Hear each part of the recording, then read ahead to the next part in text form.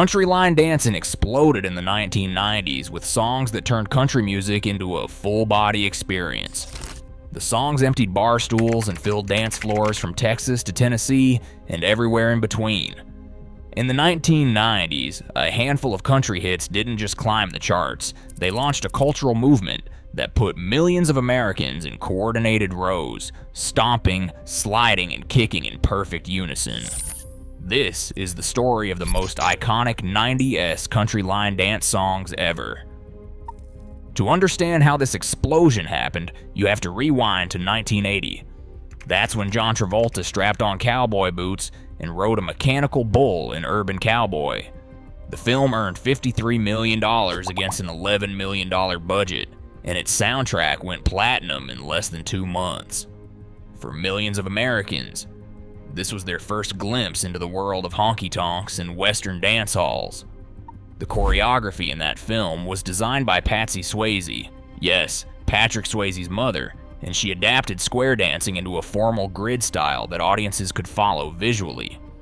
That adaptation borrowed elements from disco-era dances, like the electric slide, and essentially birthed what we now call line dancing. But here's the thing, Urban Cowboy lit the fuse, and it took another 12 years for the real explosion. On March 23, 1992, a guy with a mullet that made Nashville executives nervous released a song that would change everything. Billy Ray Cyrus dropped Achy Breaky Heart, and country music was never quite the same. The song spent 5 weeks at #1 on Billboard's Hot Country Singles chart and crossed over to #4 on the Hot 100, something country songs almost never did back then.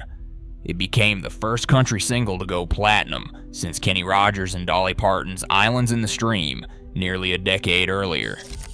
In Australia, it became the first single ever to achieve triple platinum status. But the numbers only tell part of the story. What made Achy Breaky Heart a phenomenon was the dance. Mercury Records knew they had a tough sell with Cyrus. Country radio didn't know what to do with him because he looked more like a backup dancer for Prince than a Nashville artist, so the label got creative. They sent the music video to every country music club in the United States and launched dance contests where winners could win a trip to Nashville.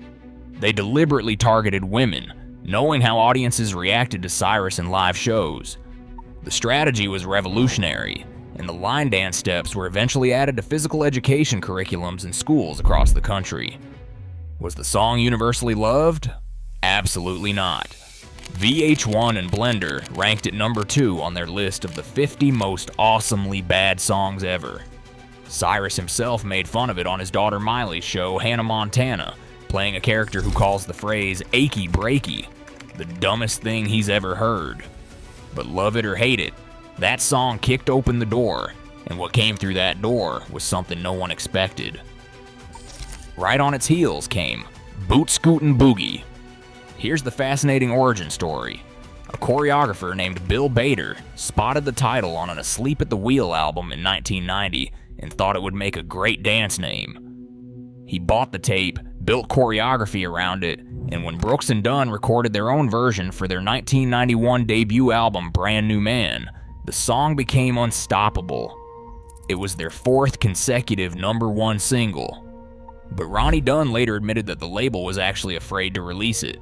They made it the 4th single because they thought it was pushing the limits too much. That hesitation seems almost laughable now, considering there are at least 16 different line dances with Boot Scootin' Boogie in their title. Then 1993 brought Alan Jackson's Chattahoochee, inspired by the real Chattahoochee River in Georgia. The song hit #1 on Billboard's Hot Country Songs chart in August of 1993 and became inseparable from the Tush Push, a line dance choreographed by Jim Ferrazzano and Kenneth Engel that remains one of the most taught dances in country bars to this day. By 1994, line dancing had reached critical mass. Nashville's Wild Horse Saloon opened on June 1st in a converted warehouse built entirely around the craze. The Nashville network began broadcasting the Wild Horse Saloon Dance Show, beaming line dancing into living rooms across America. Country Music Television was running the videos on heavy rotation. Entire bars now catered exclusively to line dancing. and the songs kept coming.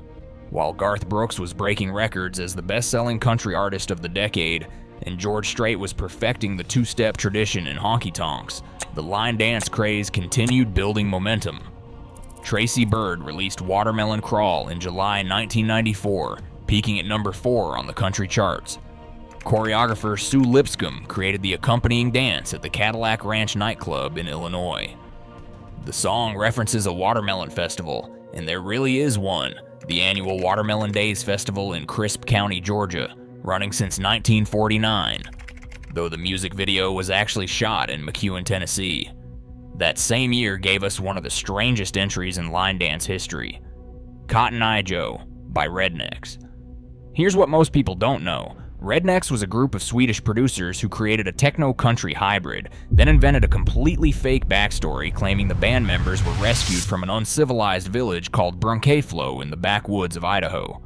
They gave their performers names like Bobby Sue, Billy Ray, and Ken Tacky, and refused all interviews. It took 6 months before a Swedish newspaper revealed the whole thing was fabricated. The song went number 1 in 6 countries, though American audiences were less enthusiastic, with it peaking at 25 on the Hot 100. The irony is that the original Cotton Eye Joe is a genuine American folk song that predates the Civil War. Tim McGraw's Indian Outlaw hit in 1994. Shania Twain brought us Any Man of Mine in 1995, spawning the Canadian Stomp. The Tractors released Baby Likes to Rock It, which would eventually set a world record when over 12,000 people danced to it simultaneously in Hong Kong in 2002. And through all of this, the classic dances accumulated. The Tush Push, the Canadian Stomp, the Cowboy Cha-Cha, Slappin' Leather. Dances that are still taught in bars and studios more than 2 decades later. What's remarkable is how this whole movement has come full circle. Country line dancing is experiencing a genuine revival right now. Modern artists like Morgan Wallen, Lainey Wilson, and Luke Combs are topping charts, and people are finding their way back to the dance floor. TikTok has become the new CMT, spreading choreography to millions in hours instead of weeks. Brooks and Dunn have re-recorded Boot Scootin' Boogie twice now, once with Midland in 2019, and again with rock band Hailstorm for their Reboot 2 album. A new generation is blending classic moves with contemporary steps, keeping the tradition alive. The Wild Horse Saloon closed in early 2024 after nearly 30 years. But what those songs built, that communal joy of moving together, of strangers becoming synchronized on a dance floor, that didn't close with it. Billy Ray Cyrus once said that when he released Achy Breaky Heart in the spring of 1992, the world felt heavy, much like it does now. He said it felt like a good time for a happy song, something simple that everyone could sing and dance to. Take your mind off the heavy stuff for 3 minutes and 27 seconds. That's what these songs did. That's what they still do. And somewhere right now, in some honky-tonk you've never heard of, a DJ is queuing up Boot Scootin' Boogie, and a line of strangers is about to become a community, one step at a time.